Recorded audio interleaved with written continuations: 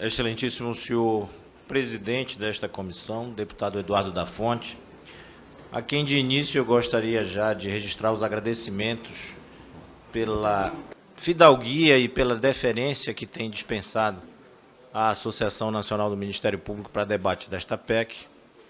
Excelentíssimo senhor relator, deputado Paulo Magalhães, a quem eu também gostaria de registrar a postura democrática e, principalmente, a lhaneza que Vossa Excelência tem demonstrado na condução dos trabalhos, ao nos escutar, a nos permitir reunir, a nos permitir trazer argumentos. Desejo a ambos um grande sucesso na condução desses trabalhos e os elogios também aqui extensivos ao deputado, que hoje é o vice-presidente desta comissão, que nos traz também muita tranquilidade na pureza e no espírito republicano deste debate sobre a PEC 5. Gostaria de saudar todos os deputados que fazem presente virtualmente, especialmente o autor da proposta, o deputado Paulo Teixeira, do PT de São Paulo, e o deputado subtenente Gonzaga, que aqui eu avisto, e gostaria também de fazer os registros à sua atuação como parlamentar. Eu preciso, por justiça, fazer uma saudação especial a todos os colegas que aqui se encontram nesse trabalho, especialmente a doutora Ivana, que representa o Colégio Geral de Procuradores-Geral, o Conselho Nacional de Procuradores-Gerais do Brasil, doutora Fabiana, doutora Norma Angélica, Procuradora-Geral da Bahia, e todos os meus colegas aqui de caminhadas classistas. Peço as devidas escusas pelo tempo, se deixei de saudar alguém, mas gostaria também de deixar bem registrada a minha admiração pelos colegas que representam os servidores do Ministério Público Brasileiro, que aqui vêm também conversar conosco sobre esse tema. Não há dúvida que este orador vem a esta casa com uma certeza. A primeira certeza de que este é um ambiente que procura trazer melhorias, que procura trazer um aspecto, uma dimensão de melhor qualidade, de melhor profissionalismo ao Conselho Nacional do Ministério Público. Eu não vou realmente me deter, em razão do tempo, a fazer um histórico da importância do Ministério Público e do seu surgimento, e principalmente um histórico do órgão do Conselho Nacional do Ministério Público Brasileiro. Mas é necessário pontuar que o tema em debate, ele não traz aqui, deste orador, uma visão classista, uma visão corporativista. Em nome dos 16 mil membros do Ministério Público que a CONAMP representa, nós vemos a esta augusta casa, a esta augusta comissão especial, trazer a voz de uma expectativa de que o Ministério Público Brasileiro, e principalmente o Conselho Nacional do Ministério Público, saia daqui fortalecido. Se há algo a aprimorar, esse aprimoramento não pode ser partido, ou melhor dizendo, iniciar sobre a visão de enfraquecer este órgão de controle. A instituição do Ministério Público é caríssima à República, como disse o proponente da nossa proposta da PEC 5, o deputado Paulo Teixeira, a quem também agradeço o momento de abertura de agenda para nos ouvir e dialogar sobre esta PEC, mas a sensibilidade que é necessária a este tema aqui é uma sensibilidade do futuro do país, do futuro de uma instituição que é caríssima aos valores democráticos. Foi a instituição dita pelo ministro Aires Brito, aqui me recordo, que recebeu do constituinte originário a pecha de A Menina dos Olhos.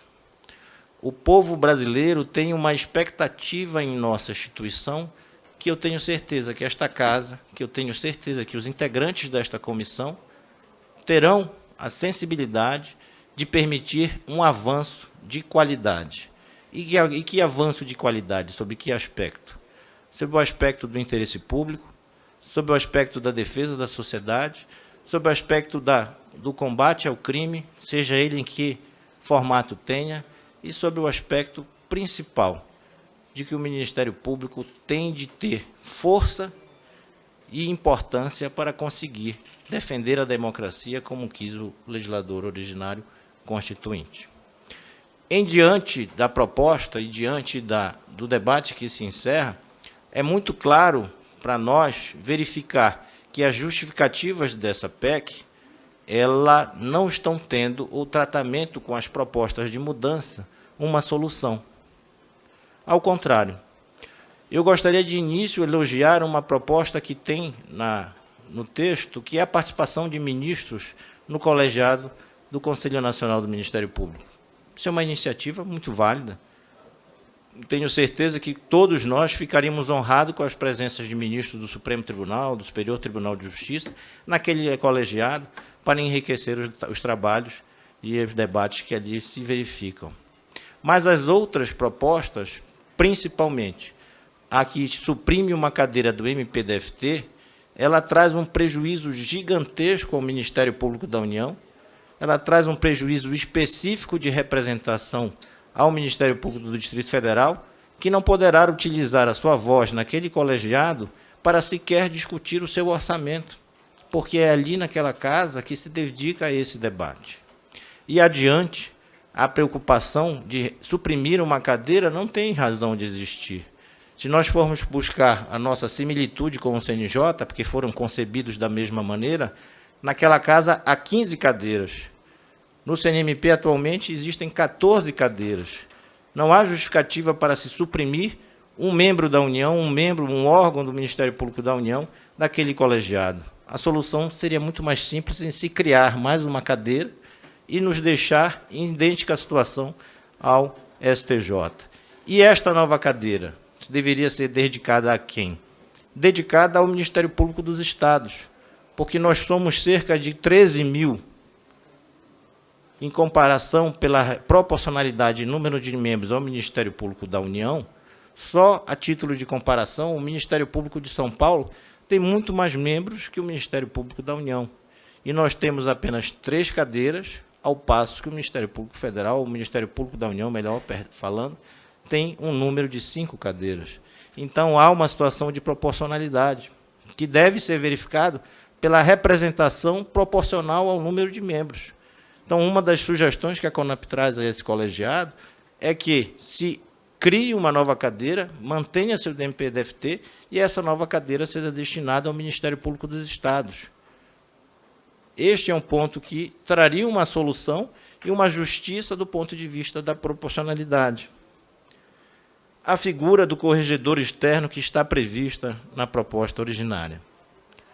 Não há notícia, pelo menos deste orador, de nenhuma instituição neste país que tenha a figura do corregedor externo à sua carreira. Ao que me consta, a Casa do Povo, a Câmara, o seu corregedor é um deputado.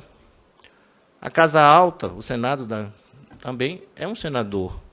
Conceber um colega advogado não é nenhum demérito pessoal à classe, muito pelo contrário, uma atividade extremamente nobre, traz riscos gigantescos ao Ministério Público.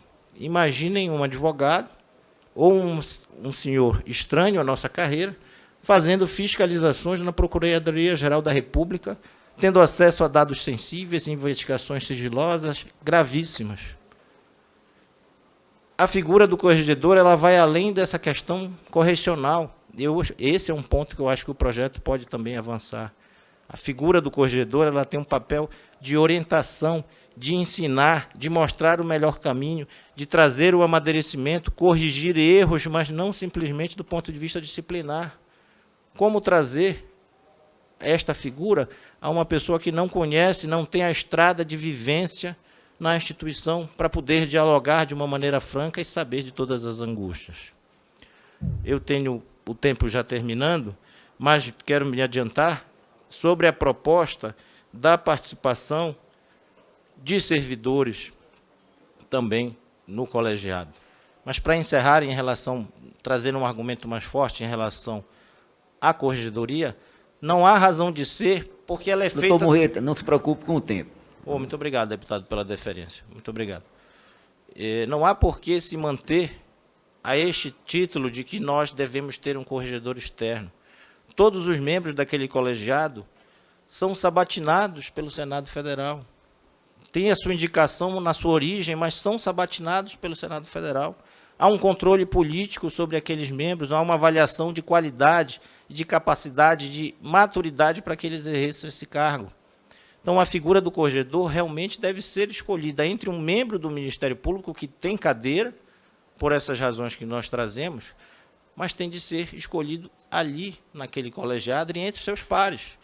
Aqueles que têm cadeira de outras instituições também terão direito a voto. Eles poderão fazer uma melhor classificação de quem deve exercer esse munus tão importante para a instituição, mas aí que é o ponto, não é importante para a instituição simplesmente, é importante para a sociedade como um todo.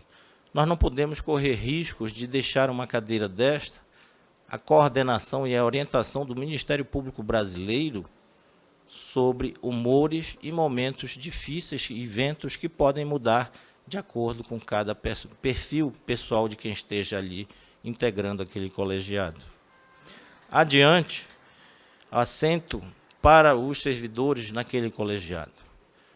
Eu tenho todo o respeito às classes dos servidores, às categorias de servidores, eu tenho a vida classista, eu entendo o nosso trabalho de debate, mas nós temos de observar que os servidores, eles fazem parte da atividade meio do Ministério Público, eles não são os agentes políticos, eles não têm esta obrigação, esse dever de julgar e de deliberar os destinos da instituição, como os procuradores gerais, como os membros do Ministério Público, e principalmente, pelo artigo 130-A, parágrafo 2º, inciso 4º da Constituição, eles não estão sob a égide disciplinar do Conselho Nacional do Ministério Público. Então, trazê-los a esse colegiado é realmente trazer uma figura nova que vai diminuir a capacidade e a independência da unidade do Ministério Público, seja nos estados e seja na União. É como se nós aqui tivéssemos como exemplo os servidores da Casa, da Câmara, participando das deliberações do plenário. Algo soa estranho, algo não cai bem aos nossos ouvidos. Isso é um indicativo que não é uma solução de avanço. E, por fim, eu gostaria, já de agradecendo a paciência com o meu tempo e com a minha fala, nos colocar à disposição para debate com todos os integrantes desta casa, desta comissão. Mas o mais importante, para encerrar, eu me lembro muito das palavras de Rui Barbosa, de que uma instituição forte se faz com mulheres e homens fortes. E eu tenho certeza que o objetivo desta casa é fazer o Ministério Público mais forte, mais eficiente e mais comprometido com seus mandamentos constitucionais. Muito obrigado, deputado, pela deferência e à sua disposição.